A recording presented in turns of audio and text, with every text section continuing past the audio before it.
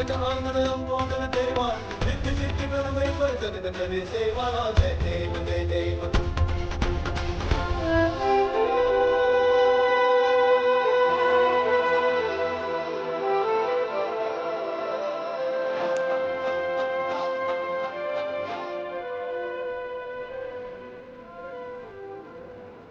नमस्कार. मुंबई गणपती वस्तू कप्पा कलाकारांचे मध्ये आपलं स्वागत आहे. प्रेम, आज आपण धारावीत आलो आहे मूर्तिकार प्रेम कदम यांच्याशी भेटायला. प्रेम, थोडीशी तुझ्याबद्दल एक ओळख करून दे ना आमच्या.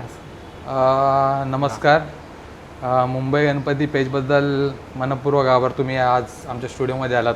खूप दिवसांची योगेशची इच्छा होती की ये बाईट तू ये, वेळ नाही देत आहे, पण आज योगायोगाने तो वेळ जुळून आला. आज योगेश आला आहे. माझी ओळख कशी सांगायला की मी लहानपणापासून शाळेत असल्यापासून शाळेच्या बाजूला देवजी कला केंद्र होतं किंवा सुर्वे बंधू आहेत आमच्याकडं धारावीत. त्यांच्याकडं मातीच्या मूर्त्या जास्त व्हायच्या, तर त्यांच्याकडं बघत बघत मग ती ओढ लागली गणपतीची. मग हळूहळू शाळेचं शिक्षण पूर्ण झालं. त्याच्यानंतर मग फाउंडेशन केलं मी. मग नंतर विशालाच्या संपर्कात आलो. मग तिकडून थोडी ओढ अजून काम प्रोग्रेस करायला मी जे स्कूल ऑफ आर्टमध्ये ॲडमिशन घेतलं. मग आता माझं शिक्षण पूर्ण झालं. हयातमध्ये थोडं काम आता सुरू आहे. आपलं गणपतीचं सुरू आहे आता. आमचं पण बऱ्याच मातीवाल्यांचे पण, कारण आमचं कसं झालं की एक पत्रकारिता बोलली तर दोन्ही बाजू यायला हवी. जसे POPची आली आहे अनेक वेळेला, अशी मातीची हवी. मातीचा आम्हालाही थोडेफार वेळ मिळत नव्हते, कारण वेळ भरपूर कमी आहे आता. मुळात आता मातीचे गणपती आपण मेपासूनच सुरू करतो. जूनपासून काय सुरू होतात ते, तर त्यामुळं तुला वेळ देता येत नाही पाहिजे असं मातीच्या मूर्तिकारांना. हा मेन प्रॉब्लेम आहे.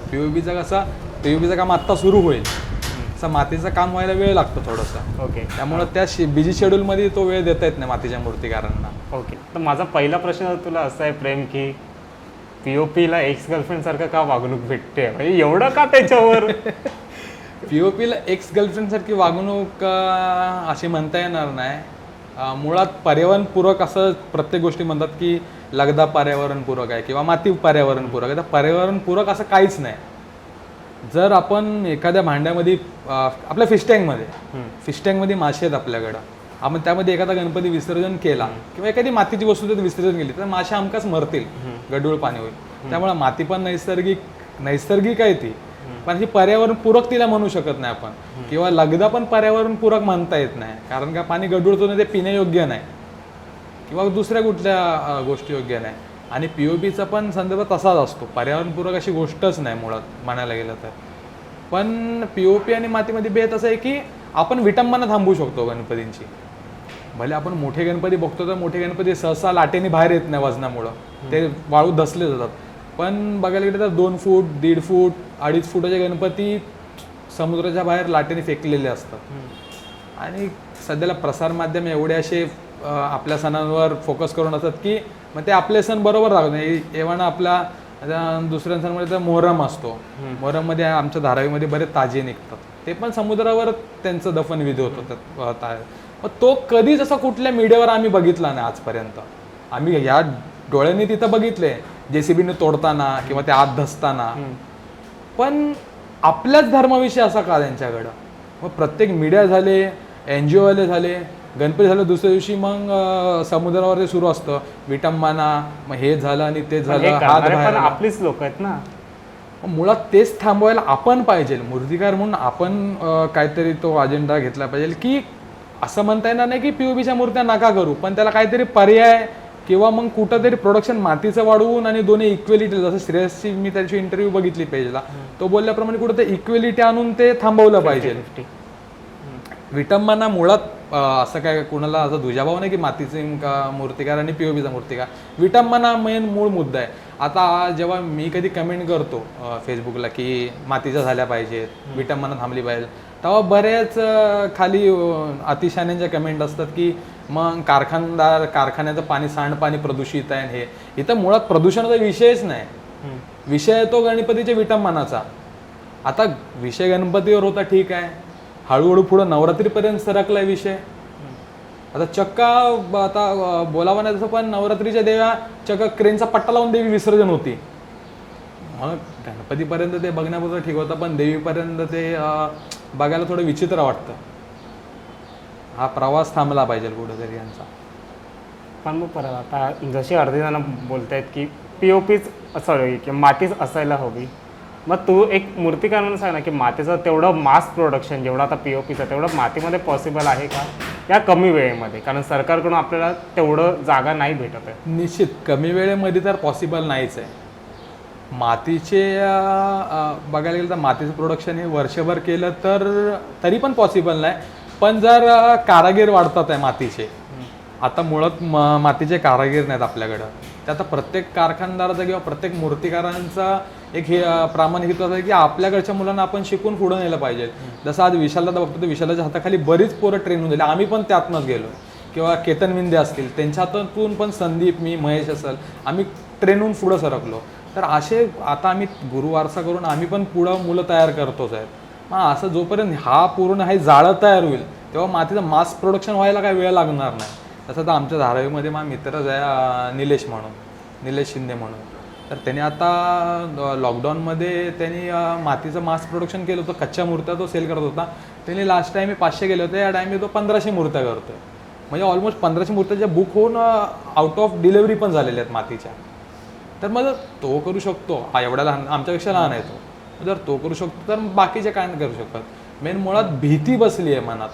आता मातीची अशी भीती म्हणाली तर कस्टमरच्या मनात असतं असतं की मातीची मूर्ती नेताना काय होईल का. जेव्हा आमच्याकडं नवीन जेव्हा एखादा ग्राहक येतो गणपती गेला तर पहिला हाच प्रश्न विचारतो की मूर्ती नेताना हादरे बसले तर मूर्तीला काय होईल का, क्रॅक जातील का. तर मुळात कुठंतरी क्रॅक हा नैसर्गिक भाग आहे मूर्तीचा. तो काय मुद्दाम मूर्तिकार करत नाही किंवा कुठल्या भावनेने तो होत नाही. तर क्रॅक पडण्याचं मूळ कारण हेच असतं की माती कडक नरम असणं. जेव्हा कडक मातीवर आपण जेव्हा नरम माती चढवतो किंवा नरम मातीवर एखादा कडक मातीचा गोळा अडकला तर तिचा क्रॅक जाण्याची शक्यता आहे. त्यासाठी मग आपण नारळाचा काथ्या वापरतो की तो क्रॅक थांबला पाहिजे, वाढून मूर्ती विभंगली नाही पाहिजे. मग तसे प्रत्येक प्रोसेसमधनं ती मूर्ती पुढं सरकत जाते.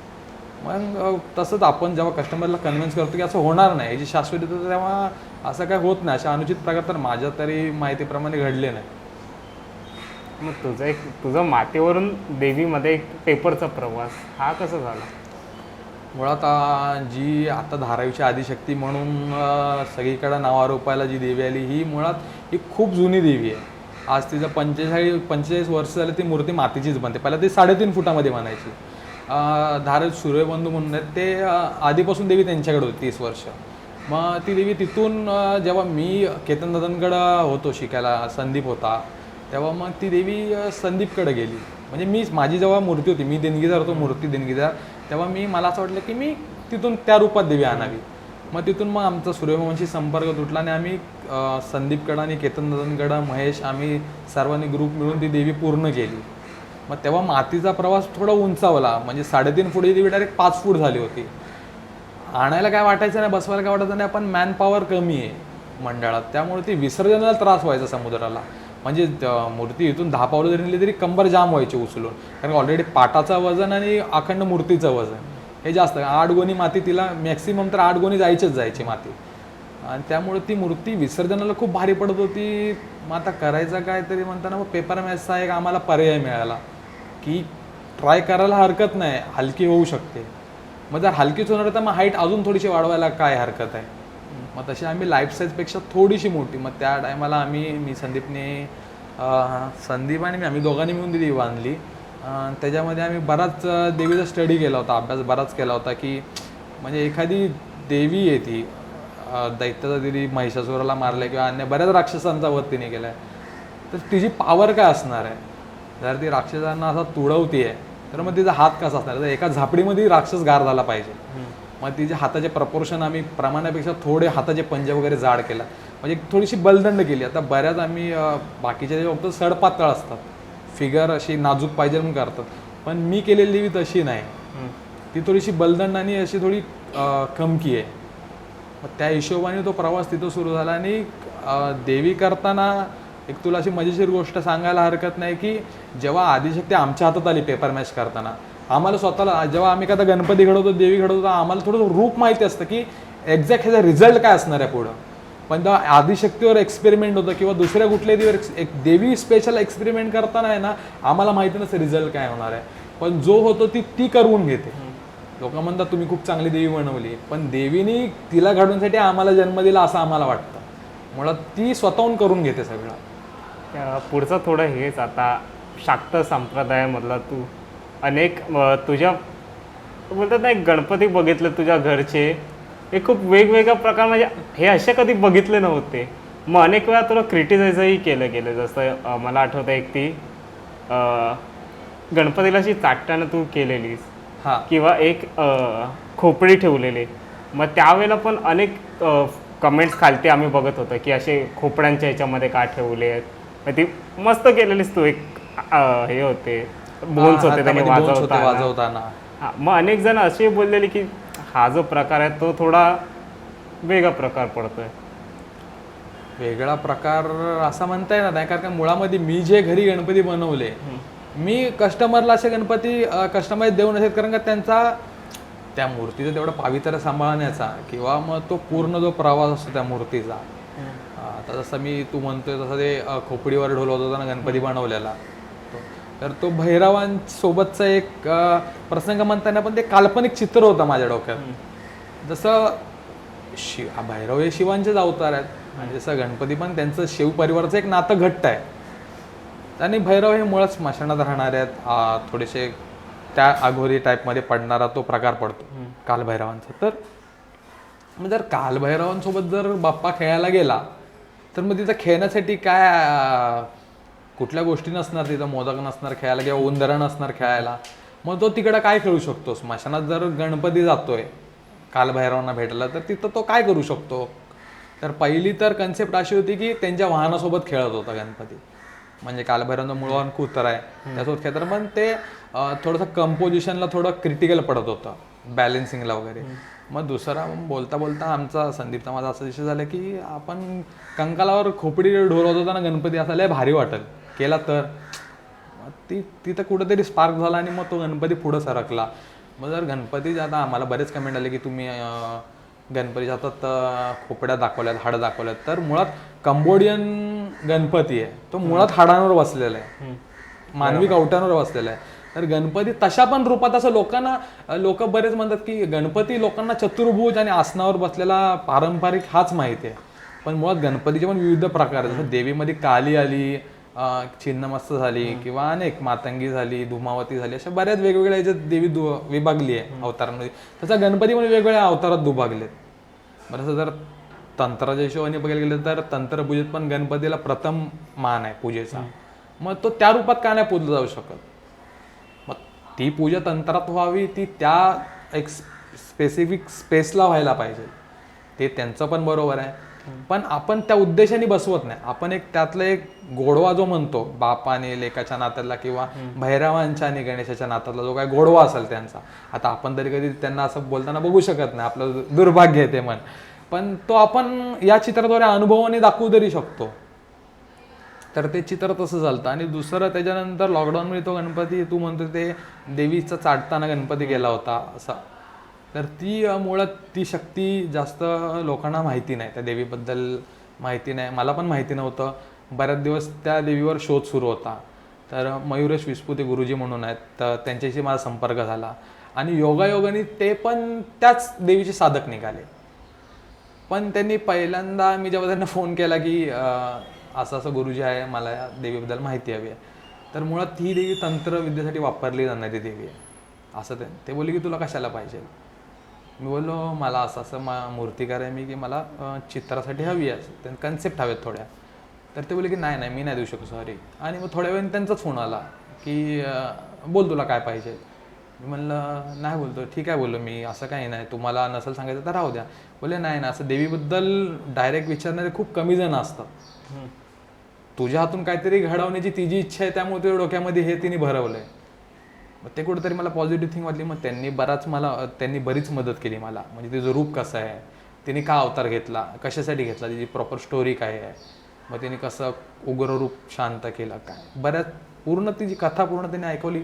मग तिथून मी कन्सेप्ट लावली गणपतीसोबत त्या देवीची. जर गणपती ती देवी एवढी भयानक, म्हणजे महाकालीपेक्षा रौद्र रूप आहे देवीचं, नरसिंह आणि सर्वेश्वरांपेक्षा जगदंबेचं रौद्ररूप तिने धारण केलंय. मग तिला नख आहेत, तर ती नखांनी कशी गणपतीला कुरवाळू शकते? लागलं तर मग दुसरा एक त्यांच्यात एक असा येतो की तिचा सिंहासारखा चेहरा आहे थोडासा. मग त्या सिंहाच्या मांडीवर गणपती बसला तो माया कशी तर जिबीने साठू शकतो. ते त्यांचं एक प्राण्यांचं एक ते सॉफ्ट कवर होतं, तो ते माया करतात. त्यामुळे तो गणपतीला ती जिबीने कुरवळते असं ते एक चित्र तयार केलं होतं. पुढचा प्रश्न कमेंट्सवरच एक थोडं तुला आत्ताच तुझा आवडता विषय पाद्यपूजन. पाद्यपूजन तुला पाद्यपूजनावर काय प्रॉब्लेम आहे? पाद्यपूजनाचा प्रॉब्लेम काय नाही, पाद्यपूजन करावं, पण गणपतीचा पाय ठेवून पाद्यपूजन करणं हे कितपत योग्य आहे तर मला तरी नाही वाटत. हे पाद्यपूजनाचा खूळ नाही म्हणताना तरी आता एक 10-12 वर्ष झाले बघतोय मी. सोशल मीडियाचा ट्रेंड आला, आता मोठी मंडळ करते ठीक आहे, त्यांचं वर्षानुवर्ष कोणाचा पारंपरागत असेल ती गोष्ट ठीक आहे, पण त्यांचं बघून हे छोटे मंडळ सुरू झाले. मग कुठूनही ते एवढा एवढासा पाय आणतात आणि पुजतात. कोण मध्ये काही पुजतं, पाय पुजतो, कोण चेहरा पुजतो, कोण हात पुजतो, कोण कच्ची बॉडी पुजतो. मग काही विद्रूप स्वरूप गणपतीला यायला लागलं आहे ते. मग त्याच्यावरनं कमेंटला बरेच डिबेट होत असतात. तुम्ही मातीपूजन करा, असं चिंतामणीचं होतं, मग मातीचा मोदक बनतो, तुम्ही तसं माती सुरुवात पूजन करा. किंवा लालबागच्या राजाचं पाद्यपूजन होतं, तो पाय गणपतीला बसवला जातो. किंवा गणेश गल्लीचा पाय पण गणपतीला बसवला जातो, तो पुजतात. बाकीचे मंडळ तसे करतात का? नाही. ते गणपतीचा पाय आणतात, तोच पाय परत मूर्तिकाराकडे जातो, परत तोच पाय दुसऱ्या मंडळाकडे जातो. मग हे कुठंतरी चुकतंय. मग गणपतीच्या नावावर आणि पाद्यपूजनावर नुसता धिंगाणा सुरू आहे. पाद्यपूजन हा मूळ विषय राहायला बाजूला, आणि बँजोवर आणि ढोलवर नाचणारी मंडळी आपल्याला जास्त मिळतात. कोण खांद्यावर चढून नाचतंय, कोण टी शर्टच काढून नाचतंय. हा विद्रूपपणा या यंदाच्या उत्सवात बघायला मिळतोय. एव्हा आगमनांना पण हेच बघायला मिळतंय. कोणी कोणाच्या खांद्यावर जातं, विद्रूपपणे नाचतं, त्यामध्ये लेडीज असतात, मुली असतात, चेंगराचेंगरी होते. पूर्वीचा जो आगमन काय सोहळा होता गणपतीचा, चिंतामणी असो, लालबागचा राजा असो, गणेश गल्ली असो, विसर्जन, आगमन सोहळा, एनिवे जे काय असो, एक परंपरागत. लालबागच्या राजाची तू जुनी व्हिडिओ बघितली असेल ब्लॅक अँड व्हाईटची, तर ते लेझिम आणि ढोल पथकात त्यांचं जे विसर्जन आहे ते दिसायला पण सुंदर दिसतं, आणि त्यात ते एक वेगळं फील पण आहे. किंवा जुने गणपतीचे गाणे घेशील पिक्चरमध्ये, हिंदी पिक्चरमधले देवो देवा घेशील, किंवा गणपती आपले गाव चले, अशा पिक्चरमध्ये आपल्याला जुनं विसर्जन सोहळा बघायला मिळतो. तो एवढा सुंदर होता की आत्ताचं ते जे कंपॅरिझन करते तर हे विद्रूपता आहे सगळी आता जी सुरू आहे ती. मग हे कुठं ते थांबवेल, हा टपोरीपणा म्हणता येईल. आता जे काय असे थिल्लरपणा चाललाय. कॉलेजची मुलं असतात, त्यांना गणपतीबद्दल माहिती नसतं, देवीबद्दल काही माहिती नसतं. फक्त आपल्याला एन्जॉय करायचे, नाचायचे. एक इव्हेंट म्हणतात ना, एक इव्हेंटचं स्वरूप आगमन सोहळ्याला आणि या पाद्यपूजन सोहळ्याला आणून ठेवलंय मंडळांनी. तर हे कुठंतरी मंडळांनी स्वतः याच्यात हे करून हे धार्मिकतेकडं आणि ते समाज प्रबोधनाकडे वळवलं पाहिजे सगळं. उद्या ह्यांचा बघून बारके मंडळ करायला आणि सुरुवात करायला वेळ लागणार नाही. ठीक आहे, आपण परत मातीवर वळूया. आलोय त्याच्यासाठीच. मला एक सांग ना, मग अगर समज पुढच्या वर्षीच आपण बोललो की POP बॅनच झाला आणि माती आलीच, मग समज आता हे काही मूर्तिकार आहे जे 50-60च करतो, मग कुठेतरी एक प्रोडक्शन डाय म्हणून तुला इव्हन प्रोडक्शन डाय हा प्रकार वाढवायला लागेल का? नक्कीच प्रोडक्शन प्रकार हा वाढवायला लागणार आहे आता येणाऱ्या काळात. म्हणजे असं म्हणता येणार की POP बंदच झाल्यावर हा प्रकार वाढवायला लागणार आहे. हा मुळात प्रत्येक मूर्तिकारांनी प्रोडक्शन वाढवलं पाहिजे, कारण का कस्टमरची मागणी खूप आहे मातीसाठी. असं म्हणता येणार नाही की मातीसाठी मागणी कमी आहे, पण पुरवठा करण्यासाठी मूर्तिकार कमी पडतात, वेळ कमी पडतो आणि जागा कमी पडते. आता मुळात सगळ्यात मूळ प्रश्न मूर्तिकारांचा हा जागेचाच असतो. गव्हर्नमेंटनी किती जरी गव्हर्नमेंटला सांगितलं तरी गव्हर्नमेंट काय ऐकत नाही जागेसाठी. मग ते गुत्ता चालवायला, देशी दारूचं दुकान चालवायला जागा देतील भाडेतत्वावर, पण मूर्तिकारांना देत नाही. ही सगळ्यात मोठी शोकांतिका आहे. सरकार मान्य दारूचे दुकान असं असतं. मग सरकार मान्य मूर्तिकार आणि हे मूर्ती कारखाना असा काय ना असू शकत. तर ते कुठंतरी संघटनांनी आता आपापसाच्या मतभेदामुळं बऱ्याच संघटना उघडकीस आल्यात. बृहन्मुंबई गणेश मूर्तिकार संघटना असेल किंवा देसाईंची संघटना असेल, अशा खूप साऱ्या संघटना, प्रत्येकाने आपापल्या वेगवेगळ्या विचारांमुळं सगळ्यांनी वेगवेगळ्या संघटना तयार केल्या. पण श्रेयस जसा बोलला तसं सगळ्या संघटनांनी एक होऊन हा लढा दिला पाहिजे, तर मग कुठंतरी तो जोर बसल आणि तो सरकारपर्यंत तो निर्णय, ती कळकळ तरी पोचू शकते. तुला वाटतं एकत्र येतील? एकत्र जेव्हा मुळावर घाव येईल ना, जेव्हा असं होईल की पीओपी बंद म्हणजे बंद, जेव्हा सरकार पेटून उठेल किंवा बंद येईल, आता जशी की आत्ता आली होती, बऱ्याच संघटना एक झाल्या, बरेच मंडळांमध्ये वाद असताना मंडळ एकत्र येऊन बसली मीटिंगसाठी, हे यांच्यात बदल झालाच. मग तसा मूर्तिकारांमध्ये पण व्हायला वेळ नाही लागणार, ते नक्कीच एकत्र येतील. आज जुने मूर्तिकार म्हणलेस तरी मातीचे गणपतीच करायचे बऱ्यापैकी, तरी पीओपी बरीच कमी होती, किंवा पीओपी पण असेल असं सांगता येत नाही काय. पण आमच्या धारावीत जरी पाहिलं तरी सूर्यमामा खूप जुने आहेत आमच्याकडं, वयस्कर मूर्तिकार आहेत, त्यांच्याकडे आम्ही लहानपणापासून तर बऱ्याच मातीचेच गणपती आम्ही बघितलेत. मग ते त्या वयात तेवढं प्रोडक्शन करत होते, आत्ता पण हयातमध्ये पण ते प्रोडक्शन तेवढंच करतात मूर्तींचं. मग ते आत्ता या जनरेशनला का पॉसिबल नाही. परत आता एक दोघांमध्ये पैशाचं पण आपण बोललो, पैशाचा पण एक थोडाफार डिफरन्स होतोच आहे. म्हणजे कुठे 2 फुटाचा पीओपीचा गणपती हा आपण 2000ला पकडला, आणि आता काय काय मातीचा 1 फुटाचा रेट काय काय जणांकडे 6000पासून सुरू आहे. मग तो डिफरन्स कसा हे करणार. मुळात तू 2000 रुपये बोलाय चुकीचं आहे. आता आपण पीओपीचा जर मूर्तीचा रेट बघितला तरी 3,500 आणि 4,000 रुपये सुरू आहे. आत्ताच्या हया त्या कंडिशनला मूर्ती त्याच रेटने विकतात आहे.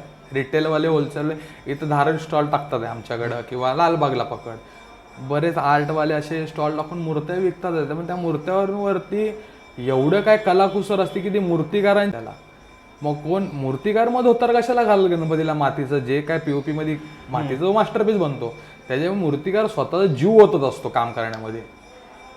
तर ह्याच्यामध्ये कोण केसच लावत सुटले, आता ते कपड्यापर्यंत होतं ठीक आहे रे, ते डायमंड पर्यंत ठीक आहे, आता गणपतीला कुरळी केस यायला लागले, देवीची थेर बंद, ती देवीचं बंद, ती देवी एक स्त्री आहे, तिला ती केस ते शोभून दिसतात तिला, पण हे गणपतीला तर सुरू झाले. आता ते एकाने थेर चालू केले तुमच्या चिंचपोकळीमध्ये, ते पसरले किती वेळ लागणार आहे असा. मग कोण कुरळी केस असेल, कोण उद्या जीन्स पॅन्ट घालेल गणपतीला. लोकांना काय, लोकांना झगमग पाहिजे नुसती, पण ते देवाच्या मागचं देव पण कुठं आहे, त्या केसांमध्ये देव पण आहे. उद्या तो गणपती विसर्जन झाला, पीओपी वितळेल रे, तो कपडा वितळणार आहे, किंवा ते केस वाहून माशांच्या तोंडात जातील, किंवा केस वाहून कुठलं तरी नाला चॉकअप होईल, काय होईल. शेवटी विटंबनाच आहे ना देवाची. जसं ते श्रेयसमध्ये ते खाड्यांचा विषय झाला. पहिल्याच मुळात ह्या गोष्टींवर, आणि हे कार्याला कोण देतं, हे कार्याला मूर्तिकारच प्रोत्साहन देतात. हे चुकी मूर्तिकारांची आपल्या. जर मूर्तिकारांनी ह्यांना जाप बसवला ना तर हे गप्प बसतील. आता रेडीमेडवाले तर खप करायचं म्हणून काही करतील. आता ते मध्ये खून निघालं गणपतीला LED बांगड्या, काय गरज आहे गणपती LED बांगड्या, ती काय भावली शोपीसची का, कुठं तुम्ही शोला त्याला उतरवणार आहे. म्हणजे काही गणपतीच्या नावावर एवढा बाजार सुरू आहे सध्याला, जसा खप करायचा आणि पैसे कमवायचे म्हणून कसंही कोणही कसंही, तो देव एवढा साधा भोळा आपला, तो कोणाला काही शिक्षा घेत. ही सेम गोष्ट देवीमध्ये करून दाखवा ना, तिच्या हातात लाईटीच्या बांगड्या घालून दाखवा, तिला डायमंड ठीक आहे, तिला असं काय ते वेगळं रूप देऊन दाखवा. आता कुठेतरी आता आमचं पण, आता जसं आमचं संप्रदायामध्ये आम्ही ज्यावेळेला बोलतो की मग आम्हाला थोडं हे चुकीचं वाटतं की नाही, गणपती साधा गोळा तो त्याच्या पोटात सगळं घेतो. आता संप्रदायामध्ये जेव्हा आम्ही बोलतो त्यावेळेला आम्हाला पण आमच्या गुरु नाही, तो काही पोटात घेत नाही, तोही तेवढाच कडक आहे जेवढी ती देवी कडक आहे. आपलं कसं आहे, गणपती नाही, गणपती आहे काही घ्या काही बनवा, तो पोटात सगळं घेतो. आपण त्याला एक सॉफ्ट कॉर्नरनी, आता कसं आपण देवाला ज्या रूपात बघतो तो त्या रूपात दर्शन देतो, असा आपला एक भोळा समज झाला. आता मी जसं देवीला आई म्हणून बघतो तर ती त्याच रूपामध्ये मदत करते. तसं गणपतीला आपण एक साध्या भोळ्या रूपात बघतो, तो पण तशीच आपल्याला विघ्नहर्ता म्हणून तो विघ्नहारत असतो. पण त्याचा फायदा तर लोकांनी उचल सुरू केला आहे. मूर्तिकार राहिले बाजूलाच, मूर्तिकारनं मुळात हे पटत नाहीये, केस लावणं, डायमंड वर्क करणं, हे मुळात मूर्तिकारांना आवडतच नाही, कारण त्यांची कला झाकली जाते. मूर्तिकार जर बघायला तर मूर्तिकारांना ही गोष्ट पटतच नाहीये. जे काय यांचं आता सुरू आहे, केस लावणं बोल किंवा डायमंड वर्क करणं, LED पट्ट्या लावणं, हे कस्टमरला पाहिजे, त्यांना पाहिजे तसे लोक मागणी पुरवतात आहे. गणपतीच्या पायात वाळा, त्याच्यात LED बल्ब, चक्रीला LED बल्ब, हातात शस्त्रांना LED बल्ब. आता थोड्या दिवसांनी हलणारे गणपती यायला पण कमी नाही करणार. ते पण आलेच आहे ना काही काही ठिकाणी, ते पाया पडल्यावर तो उभा राहतो, किंवा गणपती ते बडोदे डोळे बंद करणारे गणपती आल्यात. मग ते हा जर आपल्या मुंबईला गणेशोत्सव एवढा भव्य आहे, एवढी मोठी परंपरा आहे, मग आपण आपल्या धर्माला नाही आपण वाचवलं तर दुसऱ्या धर्मातले नक्कीच आपल्या धर्माला नावं ठेवायला कमी नाही करणार की ह्यांनी यांच्या देवाचा खेळ केलाय, LED पट्ट्या लावतोय, कोण केसाचं लावतोय, कोण काय करतंय. तो गणपती सुंदर दिसत असेल केस लावून तर नक्कीच लावा, पण उगा तुमचा खप वाढवायचा आहे म्हणून त्याला एवढी मोठी पगडी करा, पेशवाई पगडी. गणपतीने कधी घातलेली का रे पेशवाई पगडी? काय संबंध होता गणपतीचा आणि पेशवाई पगडीचा? तर पेशवाई पगडी ती ती ढंगची तर करा, तेवढी नाजूकतेने, एवढी मोठी दिसावी म्हणून एवढा मोठा पट्टा लावणार डोक्यावर, तर गणपती अख्खा झाकला जातोय. म्हणजे खप करायच्या नावावर रेडीमेडवाल्यांचं काय सुरू, आणि हे मूर्तिकार नाहीत, हे जे रेडीमेड पेनवरून आणून विकतात आहे ना गणपती, हे त्यांची थेरं सुरू आहे. हे मुळात मूर्तिकारांनी बंद केली पाहिजे. ह्यांना बोलणारं कोण नाही, ह्यांना कमेंट करणारं कोण नाही, त्यामुळे हे फावत चालले. मूर्तिकार स्वतःच्या कामामध्ये बिझी आहे, तो बळा बाबडा, त्याला हा सीझन मिळतो, 2 पैसे कमावले, तर वर्षभर घर चालतं ह्याच्यावरती, त्यामुळे तो कोणाच्या नादी नाही लागत. पण त्याचा फायदा तर बाकीच्या उचलायला सुरुवात झाला. श्रेयस पण बोलला, हे कारखाने पण तिथेच टाकणार जिथे मे पासून मातीचा मूर्तिकार काम करत असणं. मुळात प्रॉब्लेम तोच सुरू आहे ना, रेडीमेडवाल्यांचा हा मुद्दा खूप जुना आहे, रेडीमेड गणपतींचा. आता त्यात प्रमाण वाढत चाललं. आता याच्यामध्ये गुजराती मारवाडी पण उतर लागले धंद्यांमध्ये. म्हणजे लिटरली आमच्या धारावीमध्ये जेव्हा मी लहान होतो तेव्हा सूर्यमामा, शेडगे मामा आणि देवजी मामा असे 3 ज्येष्ठ मूर्तिकार होते, आणि यांचे तिघांचेच कारखाने असायचे, आणि 2 असे रेडीमेडवाले तेव्हा यायचे पेनवरनं गणपती घेऊन सेल करायचे. ते जुने असतील, म्हणजे त्यांच्या आम्ही लहानपणापासून ते बघत आलोय त्यांचं जे काय. आज नाही म्हणताना 16-17 दुकानं लागले एका लाईनीला. त्याला प्रॉफिट होतं 2 लाख रुपये त्याला असेच मिळतात. मी पण टाकला स्टुडिओ, त्यांनी पण टाकला. आणि एवढं तर नाही, कहर सगळ्यात मोठा की नावापुढे मूर्तिकार लावून मोकळे होतात ते लोक. मग बाकी जो वर्षभर काम करतोय, जो वर्षभर त्यासाठी कष्ट करतोय, त्याची येड्यात गिनती चालली आहे. मग हे कुठंतरी संघटनांनी किंवा गव्हर्नमेंटने ह्याच्यामध्ये, आता गव्हर्नमेंटकडे हा प्रश्न गेला होता लास्ट मीटिंगमध्ये पण सरकारला हा प्रश्न मांडला होता रेडीमेडवाल्यांचा. तर त्यांचं असं आहे की कोणी कुठं जाईल जाऊन धंदा करू शकतो, तर तुम्ही रेडीमेडवाल्यांना थांबवू शकत नाही. मग ह्याच्यासाठी संघटनांना बळ देणं गरजेचं. असं सोनाराचं दुकान कोणी टाकतं का? कोणी आणून सोनं विकू शकतं बाजूला? त्यांना पण काय तर रूल्स रेग्युलेशन आहे, त्यांना परमिशन असतात काय. मग ह्या परमिशन मूर्तिकारांना पण लागू करा. मूर्तिकारांच्या परीक्षा ठेवा की बाबा तुला खरंच मूर्ती बनवता येते का, तर तुझे काम केलेले फोटो, तुझं जेव्हा परमिशन देऊन तुझे काम केलेले फोटो अटॅच कर त्याला, किंवा काय फाईल सबमिट कर. असं करून तुम्ही परमिशन द्या ना. तुम्ही पैसे घेताना सरळ परमिशन देतात, दे 10,000 रुपयांनी घे परमिशन, दे 10,000 घे परमिशन.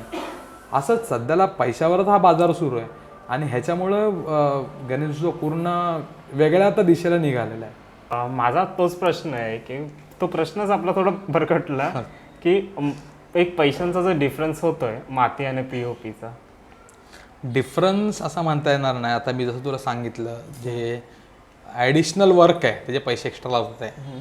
मग जर तुम्ही डायमंडचे 2,000 रुपये देताय, धोतर घालायला 1,000 रुपये, म्हणजे एक्स्ट्रा एक गणपती, जर तू जसा म्हणतो 2,000चा गणपती आणि 3,000 रुपयाचे वरचं 16, असा पकडून गणपती 5,000, जर मूर्तिकार त्याचे 6,000 रुपये मागतो, 1,000 रुपये फक्त वाढून मागतो, तर प्रॉब्लेम कसला आहे त्यांना मातीचा गणपती घ्यायला? मग तुमचा जीव जास्त डायमंड वर्क आणि कपडे आणि केसांमध्ये की मूर्तीमध्ये? आता हे कस्टमरनी स्वतः ठरवायला पाहिजे की आपण काय करा. पण आता बघायला गेलं तर मॉडर्न युगात आता जे नवीन पिढी आहे ती स्वतः विटंबना बघते आणि ती स्वतः वळालेली आहे मातीकामाकडं. म्हणजे मातीचे गणपती घ्यायला येतात ते, पण गडबड अशी होते त्यांच्याकडं, सगळ्यात मूर्तिकारांकडं हेच प्रॉब्लेम आता बघायला सहसा मिळतात आहे की गणपती आमचा 2.5 फुटाचा आहे POPचा, आता आम्ही मातीचा जर 2.5 फुटात घेतलं तर काय प्रॉब्लेम नाही होणार ना, लहान केला तर.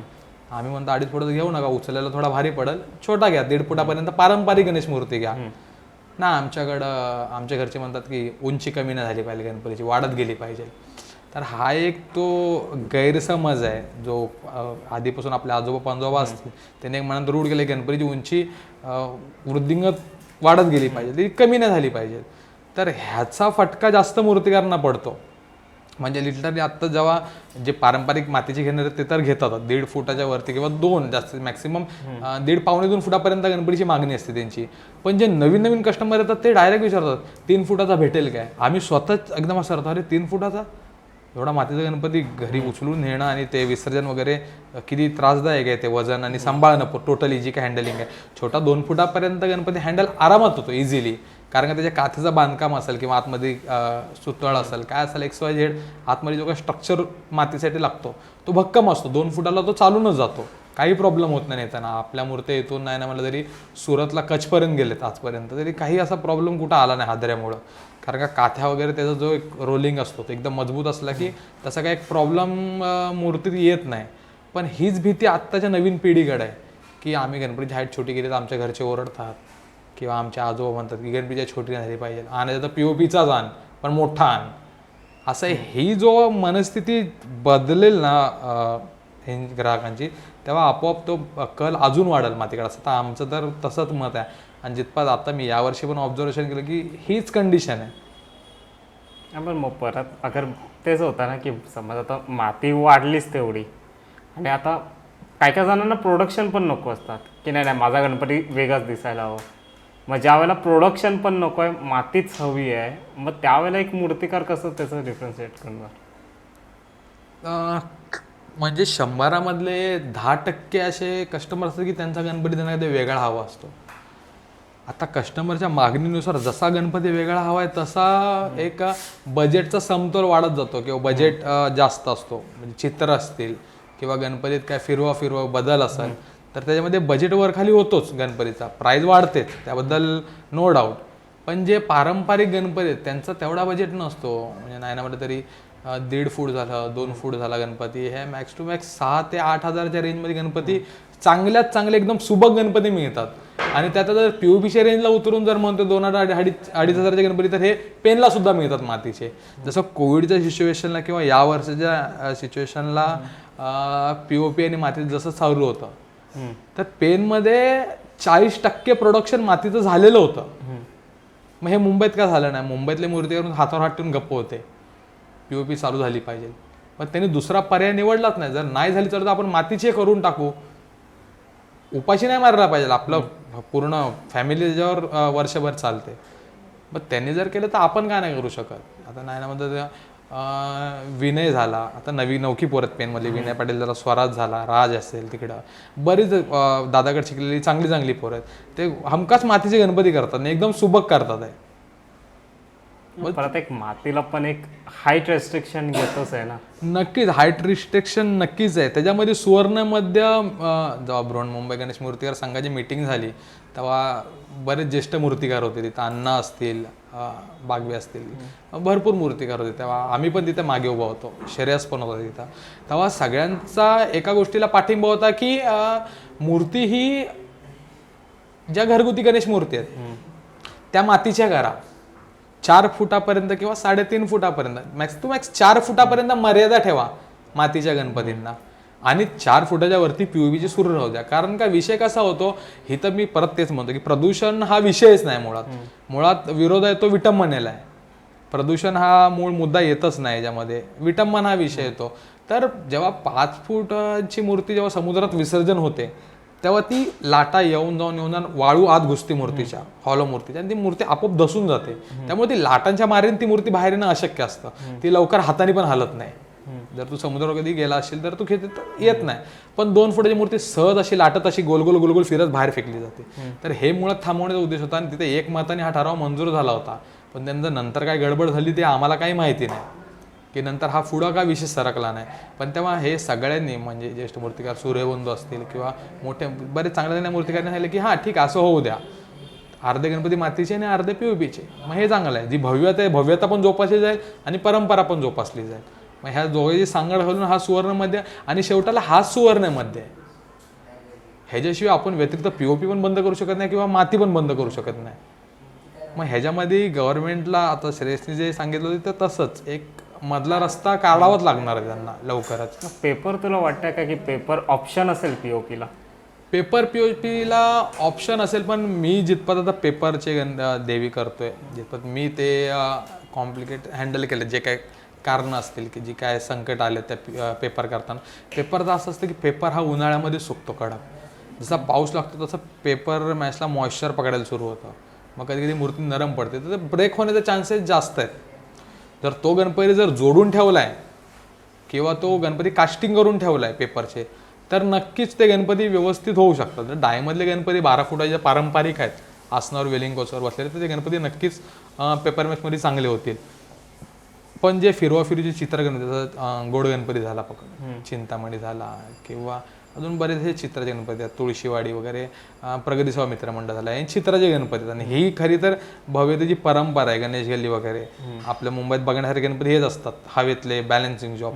हे बॅलन्सिंग जॉब शक्यतो पेपरमध्ये करायला मूर्ती करणं कठीण पडतं आणि वेळ पुरत नाही तेवढा, कारण का पेपरमध्ये सुकायला वेळ जातो.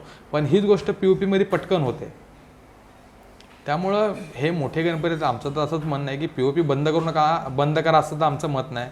POP सुरूच ठेवा, पण एक मर्यादा ठेवा त्याला. गणपती एक मर्यादा, मध्ये तो 32 फुटाचा गणपती झाला, कुणालने केला होता, फुलपाखरूवाला, फुलपाखराचे पंख हलत होते, लिटरली तो गणपती कळस घासत होता ब्रिजला. तर आपण कलेची कॉम्पिटिशन करतोय, अर्थातच कुणाला मोठा आहे आमच्यापेक्षा, एक्सपिरियन्स तगडा आहे त्याला, आणि आमचा सिनियर पण आहे कॉलेजचा तसं बघायला गेलं तर, आणि आम्ही तर त्याचे एक सर म्हणून रिस्पेक्ट करतोच. पण आम्हाला तुझ्यावर कुणालवर विश्वास आहे की तू करू शकतोस, ह्याच्यापेक्षा काय तू 50 फुटाचे गणपती करशील, प्रशांतवर विश्वास तू 50 फुटाचे करशील, नो डाऊट त्याच्यामध्ये. पण ते कधी एखाद्या जागी जर कायमस्वरूपी मूर्ती ठेवायची, म्हणजे ती मूर्ती तिथंच राहणार आहे, ती मूर्ती विसर्जन होणार नाही, हलणार आहे, तर तू पाहिजे तेवढी मोठी कर. पण विसर्जनाला जेव्हा आपला गणपती निघतोय तेव्हा कुठं घासला नाही पाहिजे. मूर्तिकार तेवढे समजूतदार आहेत, ते कारगिळशाच्या बाहेर गणपती व्यवस्थित काढून देतात, पण पुढं ते आपले कार्यकर्ते धक्काबुक्कीमध्ये इकडं ढकल तिकडं ढकल, मग त्यामध्ये ते पोलिसांची आरेरावी आली. बाकीच्या सणांमध्ये कधीच मला पोलीस यंत्रणा आणि गव्हर्नमेंटचे ते BMC वाले कधीच दिसत नाही, मोहरममध्ये तर बिलकुल दिसतच नाही. त्या रात्री 12ला आमच्याकडं 10 वाजले की नवरात्रीला बंद असतं सगळं, 12 वाजेपर्यंत रिस्ट्रिक्शन काय असतात त्यांचे प्रोटोकॉल फॉलो करायला लागतात. ही गोष्ट मोहरममध्ये धारावीत कधीच बघायला मिळत नाही. तू एकदा त्यासाठी एक वेगळं एक मोहरमचं एक शूट कर वाटलंस तर, किंवा मीडियाने यावं. मीडिया इथं येत नाही मोहरमच्या टायमाला असो, किंवा त्यांचे संदल निघतात. संदल हा प्रकार आम्हाला पण माहिती नव्हता, पण आत्ता तो त्यांचा पण असा आगमनासारखा उत्सव झाला आहे. ट्रॉली आणतात, त्यावरती त्यांच्या देवाची सदर बांधतात, मग त्याच्या पुढं नाशिक डोल असतो, DJ असतो. लिटरली DJ डॉल्बी वगैरे वाजवायला आपल्याला परमिशन नाही हिंदू धर्मात, आणि ह्यांच्या कुशल ट्रॉलीवरती पोलीस प्रोटेक्शनमध्ये DJ वाजवत ह्यांचे संदल जातात पुढं. मग हा कुठं तर दुजाभाव प्रत्येक वेळी बघायला मिळतो, आणि ह्याच्यामुळेच मग परत त्या गर्दीमध्ये पोलिसांना मग कोणाला लाठीचार्ज होतो, मग कुठं भांडणं होतात, मग कुठं ट्रॉली सरकते, मग कुठं वरती गणपती घातला होतो. ही विटंबना आणि त्या हाईटची मर्यादा कमी केली तर ही विटंबना थांबू शकते.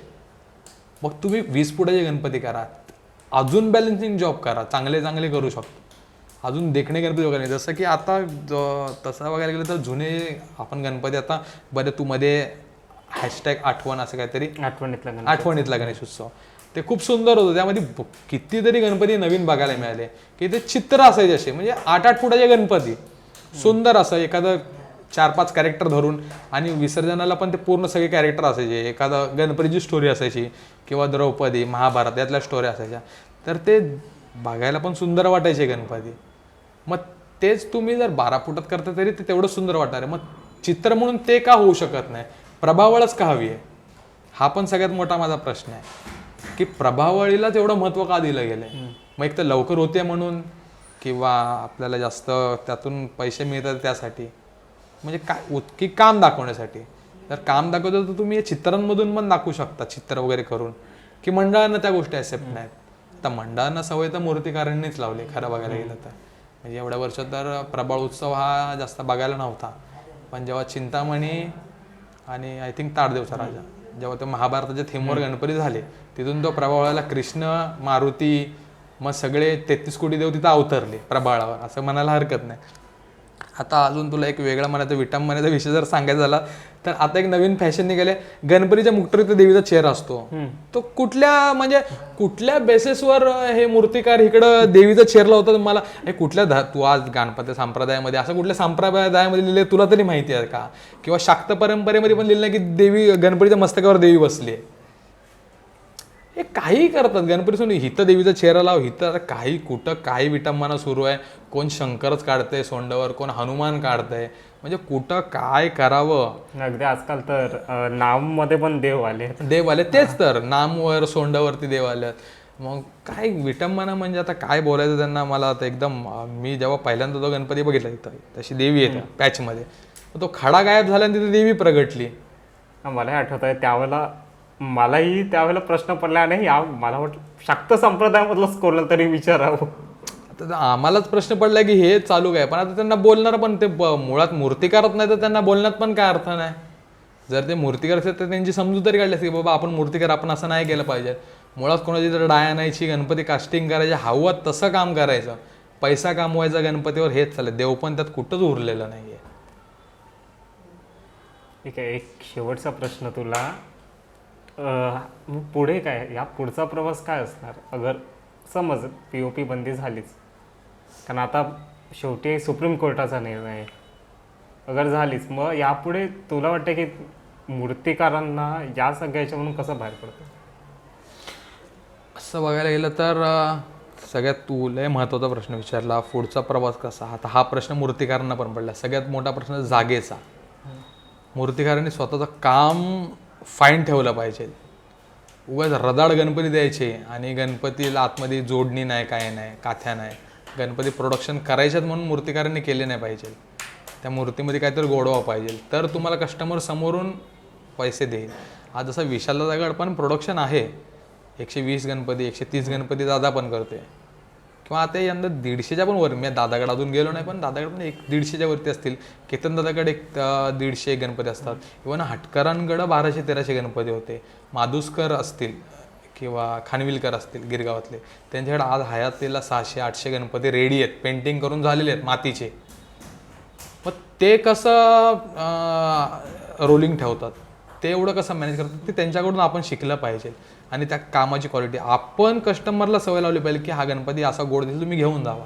तू जेव्हा गोडवा एखाद्या गणपतीत देतो कस्टमरला, तो पुढच्या त्याच आपुलकीने कस्टमर येतो आणि पाडत जातो की आता गेल्या वर्षी असंच माझ्याकडे सुरतचे कस्टमर होते, त्यांनी गणपती दिला, मी माझ्या हिशोबाने म्हणून दिला, 100% माझं काम दिलं, तर त्यांनी यावर्षी नकळत पाठवून दिला, तुम्ही जे कराल ते आम्ही घ्यायला तयार आहे. तर हा एक गिरायकांमधला आणि एक मूर्तिकारामधला हा एक संबंध घट्ट झाला की नक्कीच ही वेळ बदलायला, म्हणजे जी काय आता सुरू आहे हे बदलायला वेळ नाही लागणार. आणि POP माती करत बसण्यात काय अर्थ नाही. मूर्तिकाराने याच्यावर पटकन तोडगा काढला पाहिजे आणि यात मुळात मूर्तिकारांचा फायदा बघितला पाहिजे, ना की रेडीमेडवाल्यांचा. तुम्ही जर मातीचे जे मुळात जे रक्ताचे मूर्तिकार आहेत, म्हणजे जे प्रॉपर गणपती स्वतः माती मळतात, त्यांना माती मळता येतं, त्यांना गणपती तुटलेले जोडता येतात. आता जर रेडीमेडवाल्यांकडे एखादा गणपती मातीचे जर रेडीमेडवाल्यांनी जरी विकायला आणले मातीचे गणपती, त्याचा एखादा हात निखळला तो त्याला बसवता येणारच नाही. मूर्तिकाराकडे त्याला नाक घासत जावंच लागणार. मग त्याच्यामध्ये इम्पॉर्टंट हा मूर्तिकार आहे. मूर्तिकारांनी स्वतःची किंमत ओळखली पाहिजे की आपण लोकांसाठी किती गरजेचे आहे. लोक आपल्यासाठी गरजेचे नाहीत, आपण गरजेचं पडलो पाहिजे. आपलं काम आपण त्यांना देतो, आपण मूर्तीमध्ये देव पण उतरवतोय. मग देवाने आपल्याला जन्म यासाठी दिला आहे की आपण त्याची सेवा करावी, तर ती एक प्रामाणिक झाली पाहिजे पुढं. आणि कंटिन्यू जे आता जसं म्हणतो मी खालील दादाचं उदाहरण दिलं, ते ह्यांचं रोलिंग कसं आहे, ते कुठल्या टेक्निकनी काम करतात, ते मुलं कशी तयार करतात आहे, किंवा त्यांचे साचे कसे आहेत, त्यातनं कसं एखादी अटक असते डायमध्ये, ते येत नाही, कधी कधी फेल पण जाते, तर त्यातनं ते कसं बाहेर काढतात प्रत्येक गोष्ट. तर हे शिकणं लय गरजेचं आहे. आणि असं असेल तर मी आहे किंवा महेश आहे, विशाल दादा आहे, आजकाल नवीन मुलं खूप शिकण्यासाठी इच्छुक आहेत. आता माझ्याकडं नाही म्हणलं तरी एक 7-8 मुलं आहेत शिकायला. त्यामध्ये आता तन्मय असेल किंवा परशुराम, अनिकेत वगैरे भरपूर मुलं आहेत. आता रोलिंग हे मुलं एक 5 वर्ष झाले एक फुल ट्रेनेड झालेत. म्हणजे साच्यातले गणपती ते आरामात स्वतः काढून करू शकतात, एवढं त्यांना ट्रेन करून ठेवले. त्यामुळे मला आता त्यांच्याकडे लक्ष द्यायला असं जास्त हे नसतं. ते एकदा काढून दादा असं असं आहे, हे करायचं, हा ठीक आहे करा म्हणतो. ते मला लक्ष द्यायला पण लागत नाही, एवढा माझा त्या मुलांवर विश्वास बसला आहे की ते साच्यातले गणपती काढून दागिने घालून रॅकमध्ये जातात.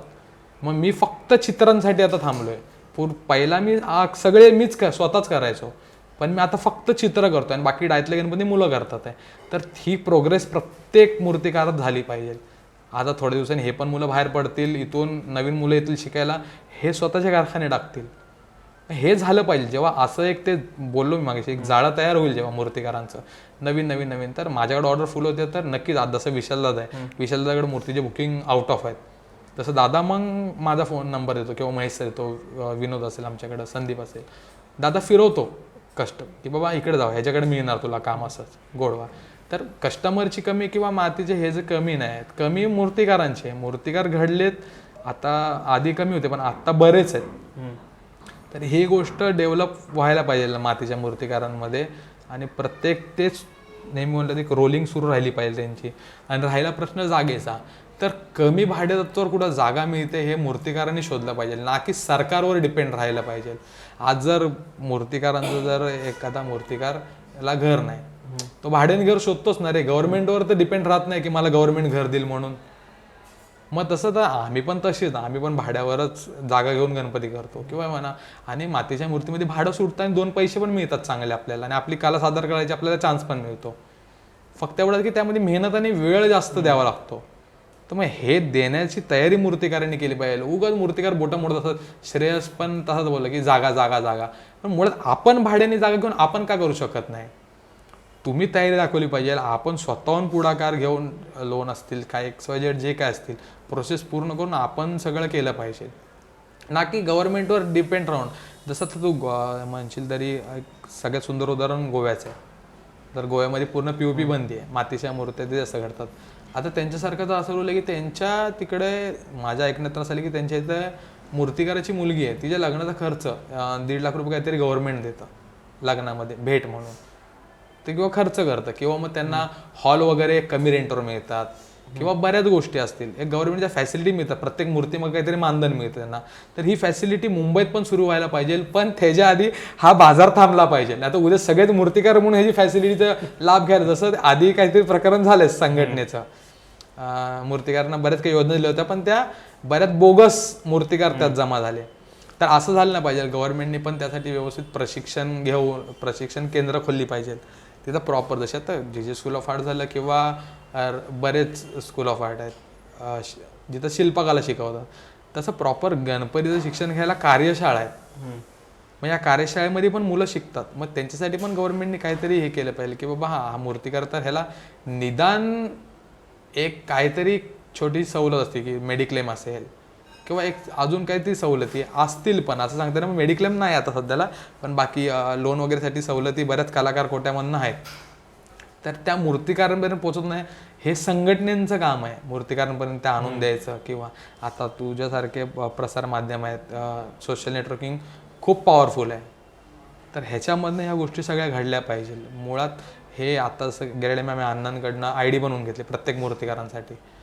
तर तिथं असं झालं होतं की बृहन्मुंबई गणेश मूर्तिकार संघामध्ये तुला एक गमतीचा किस्सा असं सांगायला होतं की जेव्हा जुनी संघटना तेव्हा बोटावर मोजणे इतके मूर्तिकार होते.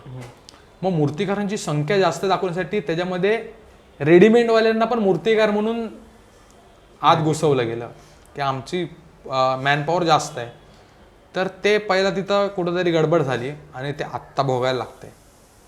लास्ट टाइम तसंच झालं की मूर्तिकारांना अण्णांनी खूप चांगलं आणि श्रेयसने वगैरे चांगलं एक हे काढलं होतं की ID कार्ड बनवा, सेग्रिगेशन करा. मातीच्या मूर्तिकार काम करणाऱ्यांना त्यांच्या आयडीवर A किंवा A+ असं एक सिम्बॉल द्या.